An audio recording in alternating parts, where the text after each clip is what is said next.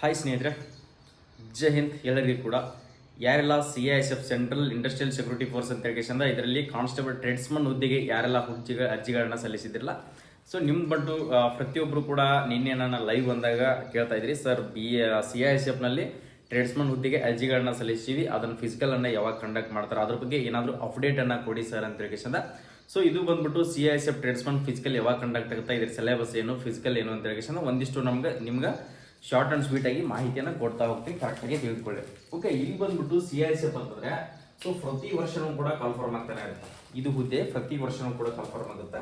Almost ಅದು ಕಟ್ಟಪ್ ನೋಡ್ಕೊಡ್ರಿ, ನಮ್ಮ ಕರ್ನಾಟಕ ಕಟ್ಟಪ್ ಹೋಸರಿ ಎಷ್ಟು ನಿಂತಿದೆಯಪ್ಪ ಅಂದರೆ 50 ಲಾಸ್ಟ್ 100ಕ್ಕೆ 50 ಲಾಸ್ಟ್ ನಿಂತಿದೆ. ಅದರೊಳಗೆ ಮತ್ತು ಕುಕ್ಕಿಗೆ ಮಾತ್ರ 50, ಇನ್ನು ಉಳಿದಿರ್ತಕ್ಕಂಥದ್ದು ಟ್ರೇಡ್ಗೆ ಜನರಲ್ದವ್ರಿಗೆ 47, 46, 45, 33, 30 ಈ ಥರ ನಿಮ್ಮದು ಕಟ್ ಆಫ್ ನಿಂತಿದೆ.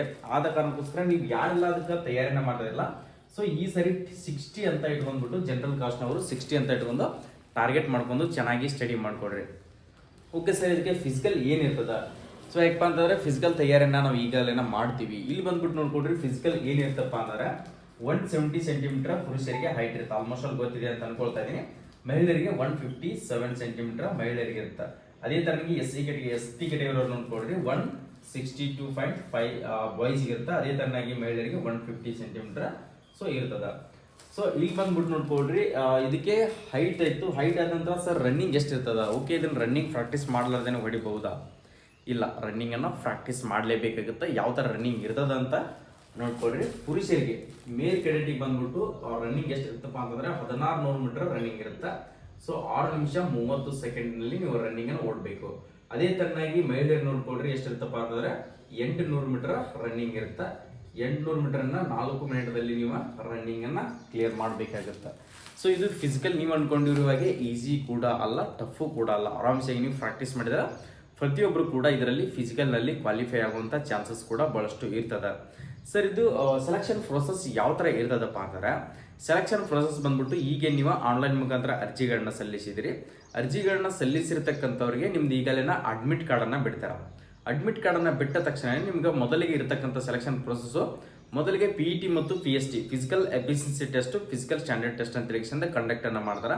ಅದು ಕಂಡಕ್ಟ್ ಆದಮೇಲೆ ನಿಮ್ಮ ಡಾಕ್ಯುಮೆಂಟ್ ವೆರಿಫಿಕೇಶನ್ ಅನ್ನು ಮಾಡ್ತಾರೆ. ನಿಮ್ಮ ಒರಿಜಿನಲ್ ಡಾಕ್ಯುಮೆಂಟ್ ಅದಾವೋ ಇಲ್ಲೋ, ಡೊಮೆನ್ಷಿಯಲ್ ಸರ್ಟಿಫಿಕೇಟ್, ರೆಸಿಡೆನ್ಷಿಯಲ್ ಸರ್ಟಿಫಿಕೇಟ್ ಏನಾದರೂ ಇರಲಿಲ್ಲಪ್ಪ ಅಂದರೆ ತೆಗೆದ ಇಟ್ಕೊಳ್ಳೋದು ಬಹಳಷ್ಟು better. Cost certificate, SLC marks card, Aadhaar card, PAN card ಇವೆಲ್ಲ ಡಾಕ್ಯುಮೆಂಟ್ಸ್ಗಳನ್ನ ವೆರಿಫಿಕೇಶನ್ ಅನ್ನು ಮಾಡ್ತಾರೆ. ಡಾಕ್ಯುಮೆಂಟ್ನಲ್ಲಿ ಕೂಡ ಓಕೆ ಆದಿಯಪ್ಪ ಅಂದರೆ ಟ್ರೇಡ್ ಟೆಸ್ಟ್ ಇರ್ತಾರೆ.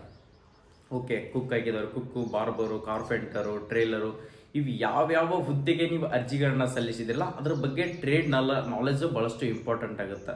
ಸರ್ ನಾನು ಕುಕ್ ಹಾಕಿದ್ದೀನಿ, ಆ ಕುಕ್ಕಿನಲ್ಲಿ ಏನು ನಾಲೆಜ್ ಕೇಳ್ತಾರ ಅಂತ ಹೇಳಿ ಕೇಳ್ಬೋದು. ಕುಕ್ನಲ್ಲಿ ನೋಡ್ಕೊಡ್ರಿ, ನೀವು ಅಡುಗೆಯನ್ನು ಮಾಡೋಕ್ಕೆ ಹಾಕಿದಿರಿಪ್ಪ ಅಂದರೆ ಕುಕ್ ಅಂತಂದರೆ ಅಡುಗೆ ಯಾವ ಥರ ಕಟ್ ಮಾಡ್ತಾರೆ ಇವನ್ನೆಲ್ಲ, ಈಗ ಸೌತೆಕಾಯಿ, ಟೊಮ್ಯಾಟೊ, ಈರುಳ್ಳಿ ಇವೆಲ್ಲನೂ ಕೊಟ್ಟಿರ್ತಾರೆ. ಸೊ ಯಾವ ಥರ ನೀನು ನೈಫ್ನ ಹಿಡಿತಿ ಅಂದರೆ ಚಾಕುವನ್ನು ಯಾವ ಥರ ಹಿಡಿತಿ, ಸೊ ಕೆಳಗಡೆ ಇರ್ತಕ್ಕಂಥ ಏನೆಲ್ಲ ಮಟೀರಿಯಲ್, ಈಗ ಒಂದು ಪ್ಲೇಟನ್ನು ಇಟ್ಕೊಂಡಿದ್ದೀಪ್ಪ ಅಂತಂದ್ರೆ ಅದು ಕ್ಲೀನ್ನೆಸ್ ಆಗಿ ಇಟ್ಕೊಂಡಿದೆಯೋ ಇಲ್ಲೋ, ಯಾವ ಥರ ಇಟ್ಕೊಂಡಿದೆಯಾ, ಸೊ ಪ್ರತಿ ಒಂದನ್ನು ಕೂಡ ನಿಮ್ಮದು ವೆರಿಫಿಕೇಷನನ್ನು ಮಾಡ್ತಾರೆ. ಅದೇ ಥರನಾಗಿ ಪ್ರತಿಯೊಂದು ನೀವು ಟ್ರೇಡ್ ಟೆಸ್ಟ್ ಯಾವುದೇ ಮತ್ತು ಕುಕ್ ಆಯಿತು, ಅದೇ ಥರನಾಗಿ ಮತ್ತು ವಾಷರ್ಮ್ಯಾನ್ ಈ ಥರ ಎಲ್ಲ ಹಾಕಿದ್ರಪ್ಪ ಅಂದರೆ ಕ್ಲೀನ್ ಯಾವ ಥರ ಮಾಡ್ತೀಯಾ, ಪ್ರತಿಯೊಂದು ಟ್ರೇಡ್ ಟೆಸ್ಟ್ ಬಗ್ಗೆ ನಾಲೆಜ್ ಇರಬೇಕಾಗುತ್ತೆ. ಆ ಟ್ರೇಡ್ ಟೆಸ್ಟನ್ನು ಯಾವ ಥರ ಕಂಡಕ್ಟ್ ಮಾಡ್ತಾರೆ ಅಂತ ಹೇಳಿಸಂದ, ಸೊ ಟ್ರೇಡ್ ಟೆಸ್ಟ್ ಬಗ್ಗೆನೂ ಕೂಡ ನಾನು ನಿಮ್ಗೆ ನಾಲೆಜನ್ನು ಕೊಡ್ತೀನಿ. ಬೇಕಾದರೆ ಯಾವ ಟ್ರೇಡು ಏನು ಅಂತ ಹೇಳಿಸಂದ್ರೆ ಪ್ರತಿಯೊಬ್ಬರು ಕೂಡ ನಿಮ್ಮ ಕಮೆಂಟ್ಸ್ಗಳನ್ನ ಹಾಕ್ರಿ. ಕಮೆಂಟ್ ಸೆಕ್ಷನ್ದಲ್ಲಿ ಪ್ರತಿಯೊಬ್ಬರು ಯಾವ ಟ್ರೇಡಿಗೆ ಅರ್ಜಿಗಳನ್ನ ಸಲ್ಲಿಸಿದಿರಲ್ಲ, ಸೊ ನೀವು ಟ್ರೇಡ್ ಬಗ್ಗೆ ಕಮೆಂಟ್ಗಳನ್ನ ಹಾಕ್ರಿ. ಅದರದೇ ಆಗಿರ್ತಕ್ಕಂಥ ಪ್ರತಿಯೊಂದು ಟ್ರೇಡ್ದು ಕೂಡ ಯಾವ ಥರ ಟ್ರೇಡನ್ನು ಪಾಸ್ ಮಾಡಬೇಕು, ಅದ್ರ ಬಗ್ಗೆ ಏನು ನಾಲೆಜ್ ತೊಗೋಬೇಕು ಅನ್ನೋದು ಕೂಡ ನಾನು ತಿಳಿಸಿ ಕೊಡ್ತೀನಿ. ಇದು ಫಿಸಿಕಲ್ಲಿ ಬಂದುಬಿಟ್ಟು, ಸೊ ನೀವು ಎಕ್ಸಾಮ್ ಈಗ ಫಿಸಿಕಲ್ ಕ್ವಾಲಿಫೈ ಆದಮೇಲೆ ಡಾಕ್ಯುಮೆಂಟು ಆದಮೇಲೆ ಟ್ರೇಡ್ ಟೆಸ್ಟ್ ಪಾಸ್ ಆದಮೇಲೆ ನಿಮಗೆ ಎಕ್ಸಾಮ್ ಕಂಡಕ್ಟ್ ಮಾಡಿದ್ರೆ, ಎಕ್ಸಾಮ್ ಇಂಗ್ಲೀಷ್ ಆ್ಯಂಡ್ ಹಿಂದಿಯಲ್ಲಿ ಮಾತ್ರ 2 ಲ್ಯಾಂಗ್ವೇಜಲ್ಲಿ ಇರುತ್ತೆ. ಎಕ್ಸಾಮ್ ಕ್ವಾಲಿಫೈ ಆದಮೇಲೆ ನಿಮ್ಮ ಮೆಡಿಕಲ್ ಕೂಡ ಇರ್ತದೆ.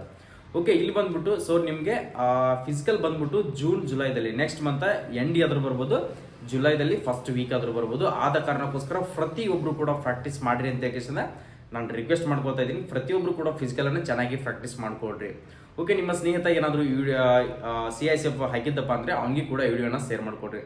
ಕೆಳಗಡೆ ಕಾಣ್ತಿರ್ತಕ್ಕಂಥ ನಾವು ಕೊಟ್ಟಿರ್ತ ಸಬ್ಸ್ಕ್ರೈಬ್ ಬಟನ್ ಇದೆಯಲ್ಲ, ಈ ಸಬ್ಸ್ಕ್ರೈಬ್ ಬಟನ್ ಓದ್ಕೊಂಡ್ರೆ ಇದು ಫಿಸಿಕಲ್ ಡೇಟ್ ಬಂದ ತಕ್ಷಣನೇ ನಿಮ್ಗೆ ನೋಟಿಸ್ ಕೂಡ ಹಾಕ್ತೀನಿ, ಬೇಕಿದ್ರೆ ಲಿಂಕ್ ಕೂಡ ಹಾಕ್ತೀನಿ. ಯಾವ ಥರ ಡೌನ್ಲೋಡ್ ಮಾಡ್ಕೊಳ್ಬೇಕು, ಏನೆಲ್ಲ ಡಾಕ್ಯುಮೆಂಟ್ಸ್ಗಳನ್ನ ತೊಗೊಂಡು ಹೋಗ್ಬೇಕಂತ ಹೇಳಿಸಿಂದ ಅದು ಕೂಡ ಇನ್ಫಾರ್ಮೇಷನ್ ಕೂಡ ನಾನು ಕೊಡ್ತಾ ಹೋಗ್ತೀನಿ ಸ್ನೇಹಿತರೆ.